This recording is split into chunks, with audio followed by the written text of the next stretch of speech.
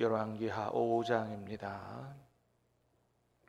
열왕기하 5장 1절로 14절까지 열왕기하 5장 1절로 14절까지 말씀을 받겠습니다. 아람 왕의 군대 장관 나아만은 그의 주인 앞에서 크고 존귀한 자니 이는 여호와께서 전에 그에게 아람을 구원하게 하셨습니다.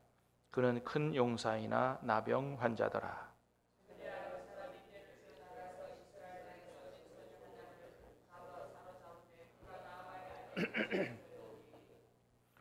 그의 여주인에게 이르되 우리 주인이 사마리아에 계신 선지자 앞에 계셨으면 좋겠나이다. 그가 그 나병을 고치리이다 하는지라.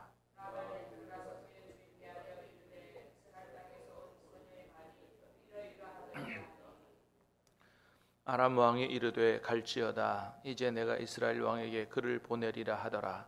나아만이 곧 떠날새 은 10달란트와 금 6,000개와 의복 10벌을 가지고 가서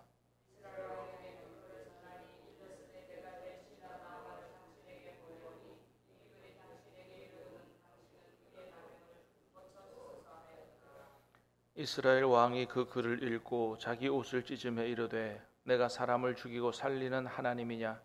그가 어찌하여 사람을 내게로 보내 그의 나병을 고치라 하느냐? 너희는 깊이 생각하고 저 왕이 틈을 타서 나와 더불어 시비하려 함인 줄 알라 하니라.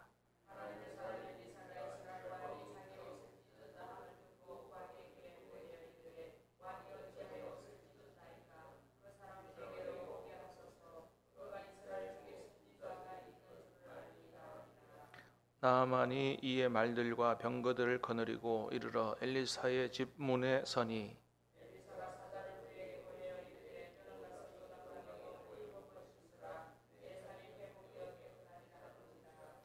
나아만이 노하여 물러가며 이르되 내 생각에는 그가 내게로 나와서서 그의 하나님 여호와의 이름을 부르고 그의 손을 그 부위 위에 흔들어 나병을 고칠까 하였도다.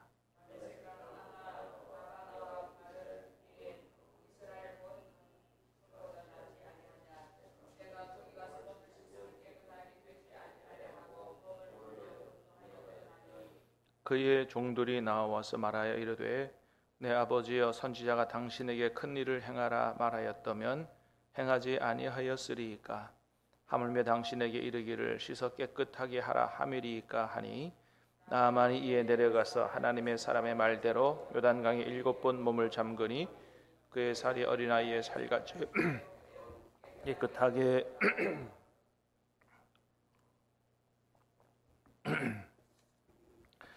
자, 오늘 말씀은 그 유명한 나아만 장군의 나병 치유에 대한 그런 말씀입니다.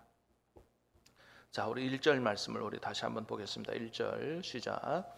아람 왕의 군대 장관 나아만은 그의 주인 앞에서 크고 존귀한 자니 이는 여호와께서 전에 그에게 아람을 구원하게 하셨습니다. 그는 큰 용사이나 나병 환자더라. 아멘. 자, 아람 왕의 군대 장관. 아람은 이스라엘 바로 위에 있는 지금으로 말하면 시리아를 가리키죠. 군대 장관, 시리아의 군대 장관이다. 그러니까 굉장히 높은 직책이죠. 나아만은 그의 주인 앞에서 왕이죠. 그의 왕 앞에서 크고 존귀한 자다. 그냥 군대 장관이 아니고 크고 존귀한 자다고 더 이렇게 명예로운 호칭을 붙였습니다. 이는 여호와께서 전에 그에게 아람을 구원하게 하셨기 때문이다. 그는 큰 용사다. 나병 환자다. 그러니까 아람을 구원하게 했다. 구국 영웅이라는 거죠. 마치 우리나라의 이순신 장군처럼 외세의 침입에서 나라를 구한 구국 영웅이죠.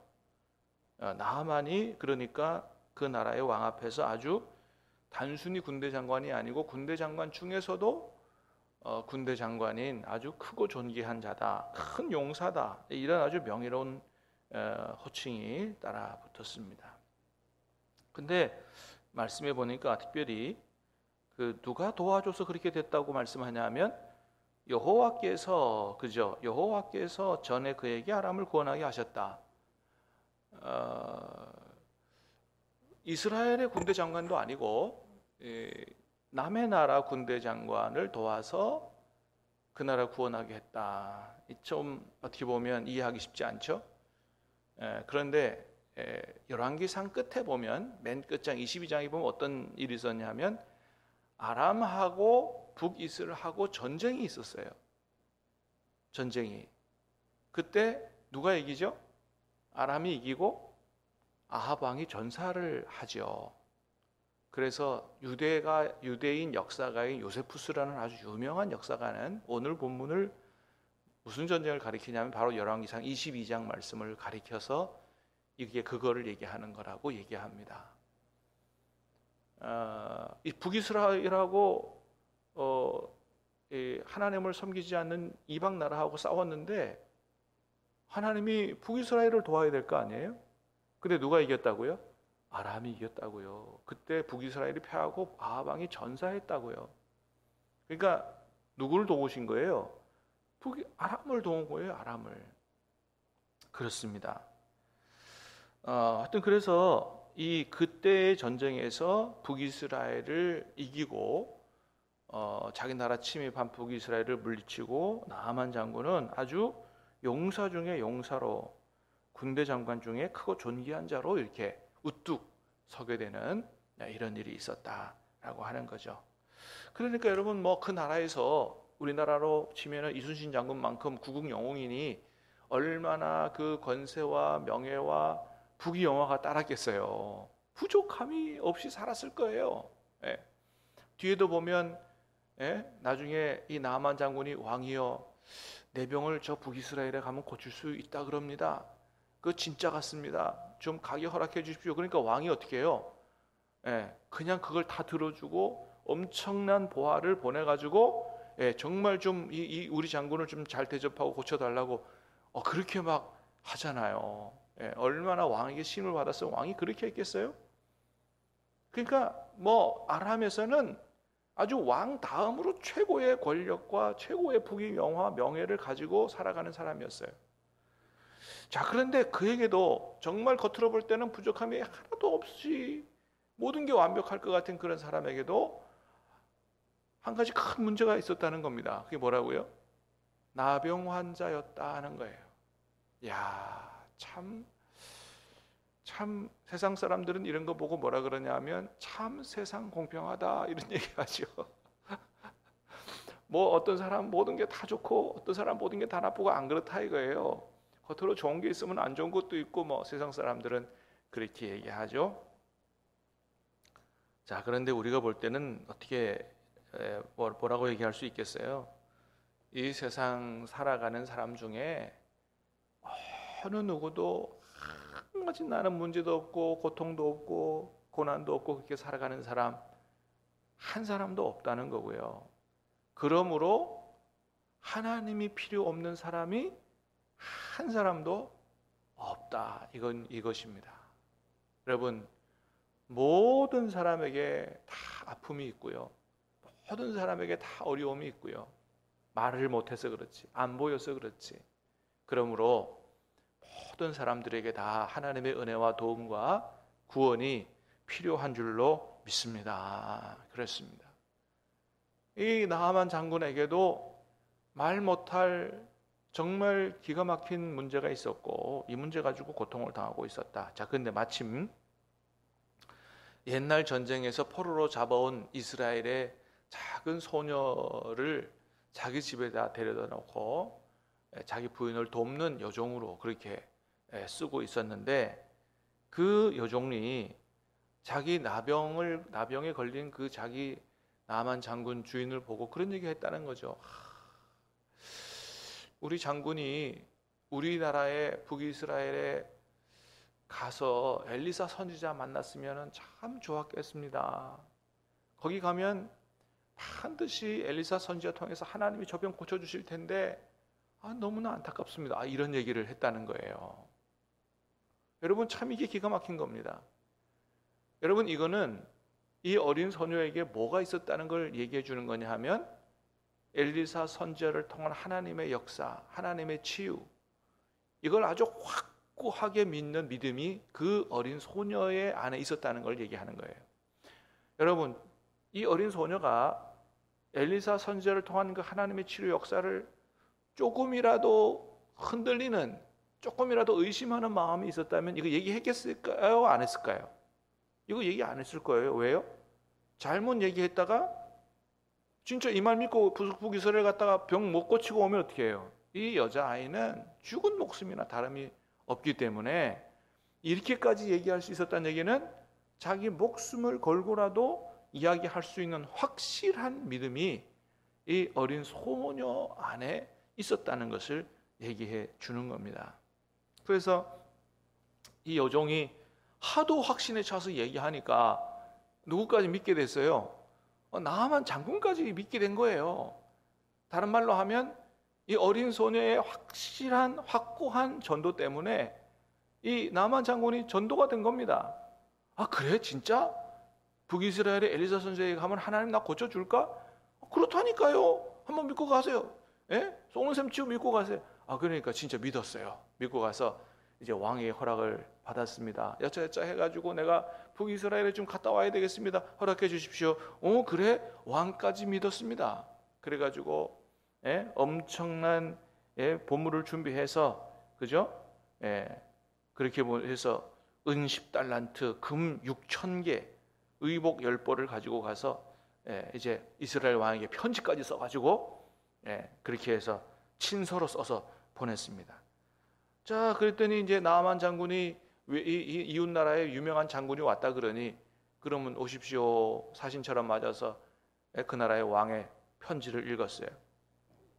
자, 그랬더니 이스라엘 왕이 뭐라 그랬어요? 자, 7절 보니까 시작. 이스라엘 왕이 그 글을 읽고 자기 옷을 찢으며 이르되 내가 사람을 죽이고 살리는 하나님이냐? 그가 어찌하여 사람을 내게로 보내 그의 나병을 고치라 하느냐? 너희는 깊이 생각하고 저 왕이 틈을 타서 나와 더불어 시비하려 함인 줄 알라 하니라. 자, 이스라엘 왕은 뭐라고요? 이거 큰일 났다 이거예요. 내가 어떻게 이런 병을 고치라고 이 장군을 나한테 보내가지고 이거 못 고치면은 나한테 시비 걸어서 또 전쟁하려고 한다, 이렇게 받아들였다는 거죠. 여러분, 나아만 장군에게 전도한 어린 소녀도 북이스라엘에 살았고요, 북이스라엘의 왕도 북이스라엘에 살았어요. 그 나라에서 일어나는 일에 대해서 어린 소녀가 알 정도면 북이스라엘의 왕이 모를 정도가 아니죠. 엘리사의 사역에 대해서 모를 정도가 아니죠. 그런데 어린 소녀는 믿었고 이 왕은 그런 믿음이 없는 겁니다. 이 왕이 세상 권력, 부귀 영화는 다 가진지 모르라. 믿음에는 가난한 자요, 어린 소녀는 포로로 잡혀가 있지만 믿음에는 부유한 자다라고 하는 것을 보여줍니다. 여러분, 믿음이라고 하는 것은 세상에서 잘 나간다고 부유한 게 아니에요. 겉으로 볼 때는 연약한 것 같고 없는 것 같고 가난한 것 같고 못 배운 것 같고 나이가 적은 것 같아도 믿음이 훨씬 더 부유할 수 있다라고 하는 거죠. 사랑하는 여러분, 우리 신함교회 모든 성도님들은 세상 부귀 영화보다 믿음에 더 부유할 수 있게 되기를 주님의 이름으로 축복합니다. 제가 이렇게 밖에 나가서 사람들을 만나보니까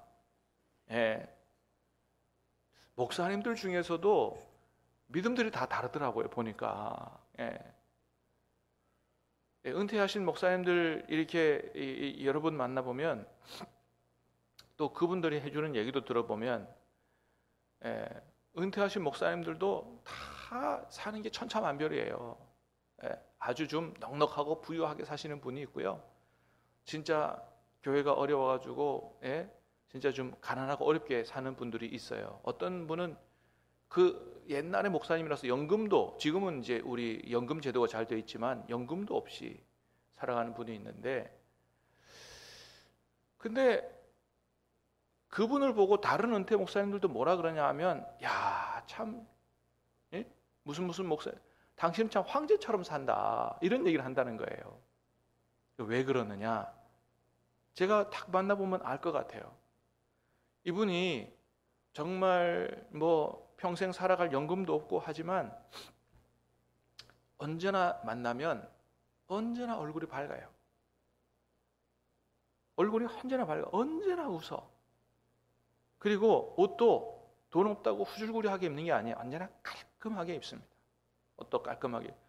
밖에 가서 밥을 먹어도 누가 한 번 사주면 꼭 한 번 사세요. 돈이 없어도 꼭 삽니다. 그러니까 그분이 돈 없는 줄을 잘 몰라요. 다른 사람들이 밖에서 보면은. 그렇게 대접할 줄도 알고 나눌 줄도 알고 언제나 웃고 언제나 그렇다고 근심이 없어요. 하나님 앞에 다 맡기고 살아서 정말 믿음이 부여해서 그분이 가난한지 몰라요. 근데 그분이 이제 다 얘기하니까 아는 거죠. 야, 진짜 참 정말 목사님 다르시다. 근데 화면에 넉넉하게 있는 어떤 분은 뭐 소문으로 막 수십억 자산가라고 그러는데 언제나 얼굴이 어두워. 그리고 밥 한 번 살 줄 모르고 차 한 번 살 줄 모르고 그런다는 거예요. 그 겉으로 이렇게 보면은 없는 이분이 정말 부유하고 이분은 거지같이 그렇게 보여요. 참 죄송한 말씀이에요. 표현이 뭐 어떻게 표현할 방법이 없어. 근데 그분은 그렇게 돈이 많은 분이라는 거예요. 근데도 한 번을 못 사고요. 어디 가서 밥 얻어 먹고 나면 야, 저 차비 10,000원 안 주나 이런 얘기 한다는 거예요. 야, 돈이 많다고 부유하게 잘 사는 게 아니구나. 여러분, 돈 많으면 뭐 할 거예요? 하나님 불러가면 한 푼도 못 가져가고 다 있는데, 중요한 거는 여러분 우리 삶을 풍성하게 부유하게 사는 것은 돈이 많아서가 아니고 하나님의 은혜와 믿음이, 하나님 주시는 기쁨과 평강이, 넉넉함이 우리를 부유하게 멋지게 살게 하는 줄로 믿습니다. 하나님의 은혜로, 성령으로, 믿음으로 부유하게 될 수 있기를 주님의 이름으로 축복합니다. 자, 어린 소녀는 그 믿음에 부유한 사람이었어요. 이스라엘 왕은 이렇게 믿음에 빈약한 사람이었다. 자, 어쨌든 그래서 그 왕이 너무너무 두렵고 해서 자기 옷을 찢었어요. 그 소문이 엘리사에까지 번졌습니다. 엘리사가 듣고 아이고 왕이여 걱정하지 마시고 나한테 보내십시오.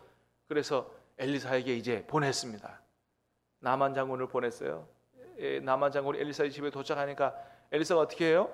나와가지고 말이지 이웃 나라의 왕이 나한테 왔다고 이렇게 막 환영하고 영접하고 막 대접, 이게 아니고 나와 보지도 않고 집안에서 그냥 다짜고짜 저 요단강 가가지고 7번 씻으라 해라 이렇게 했다는 거예요. 그러니까 나만 장군이 뭐예요? 화가 난 거예요. 아니 세상에 내가 누군데 이렇게 나를 박대할 수가 있냐고. 나와 보지도 않고 무슨 차도 한 잔 안 주고 무조건 저 요단강에 가가지고 요단강 우리나라에는 더 좋은 강도 있다. 우리나라에게는 무슨 동네 개울 같은 강에 가가지고 씻으라 그러냐. 이거 참 기가 막 화가 나가지고 막 돌아가려 그랬어요. 그랬더니 그 옆에 같이 왔던 수행원들이, 그러니까 참 참모들이 중요한 거예요. 참모들이 지혜로워야 돼. 아이고 왕이요 여기까지 왔는데 그거 뭐 더한 일을 해치키 하라고 해도 할 파인데 그거 가가지고 목욕 7번 하는 거 뭐가 어렵다고 그럽니까? 제발 좀 해가지고 합시다. 그리고 옆에 있는 사람들이 어떤 사람이냐가 참 중요한 겁니다. 그래서 그렇게 했어요. 그래서 어떻게 했다고요? 자, 14절 말씀, 14절 시작. 나아만이 이에 내려가서 하나님의 사람의 말대로 요단강에 7번 몸을 잠그니 그의 살이 어린아이의 살같이 회복되어 깨끗하게 되었더라. 하나님의 사람의 말대로 요단강에 몇 번요? 7번 몸을 잠그니. 자, 엘리사가 몇 번 하라 그랬어요? 7번 하라 그랬어요. 7번 잠그니 그의 살이 회복되어 깨끗하게 나았더라라는 거예요. 여러분, 이거 우리가 하나님께서 이 말씀을 통해서 우리에게 뭔 말씀하시는지 너무나 잘 알잖아요. 몇 번까지 해야 낫는 거예요? 7번까지 해야 낫는 겁니다. 2-3번 해서 전혀 낫는다는 김이 안 보일 수 있어요? 6번까지 들어가도 안 낫는다는 거예요. 몇 번요? 7번. 왜 그렇습니까? 하나님의 말씀에 하나님의 말씀을 전적으로 믿고 끝까지 믿고 순종하라는 거예요. 여러분, 하나님 앞에 나올 때는 밖에서 나만처럼 아주 고관대작이고 부귀영화와 명예를 누리는 권세가 있는 그런 사람이라도 어떻게 해요? 그거 다 내려놓고 겸손과 믿음과 순종의 자세로 나올 때 하나님의 복이 임하고 하나님의 역사가 임한다는 것을 말씀해 주는 거고, 하나님 말씀에 순종할 때는 두세 번 해봐가지고 기미가 안 보인다고 포기하지 말고 어떻게 해요? 6번 한다고 포기하지 말고 끝까지 믿고 순종할 때 나도 모르는 새에 하나님의 역사가 나타난다는 것을 말씀하는 겁니다. 여러분, 우리가 가지고 있는 문제 가지고 하나님 앞에 기도하다가 포기하지 말게 되기를 주님의 이름으로 축복합니다. 하나님이 기뻐하시는 기도라면 반드시 응답이 된다는 믿음을 가지고 그렇게 할 필요가 있다. 여러분, 우리가 이번에 가족 전도 하는데 가족 전도 위해서 많이 기도하신 분들이 계실 거예요. 하다가 낙심되고 포기한 분들이 계실 거예요. 여러분, 우리 가족 전체가 다 구원받는 거 하나님의 뜻인 줄로 믿습니다. 절대로 포기할 일이 아니다. 하나님이 반드시 응답하신다. 19년째까지 안 돼도 20년째 하나님 그 기도 응답하셔서 남편을 구원한 역사가 있다. 제가 말씀을 드렸습니다. 이번 기회를 통해서 하나님 앞에 정말 끝까지 절대적인 믿음과 신뢰로 나가서 기도하고 하나님께서 응답하시는 우리 가족의 구원을, 또 우리의 문제의 해결을 치유하시고 회복하시는 은혜와 역사를 경험하는 복된 우리들이 다 될 수 있기를 주님의 이름으로 축복합니다. 기도하겠습니다. 하나님 아버지,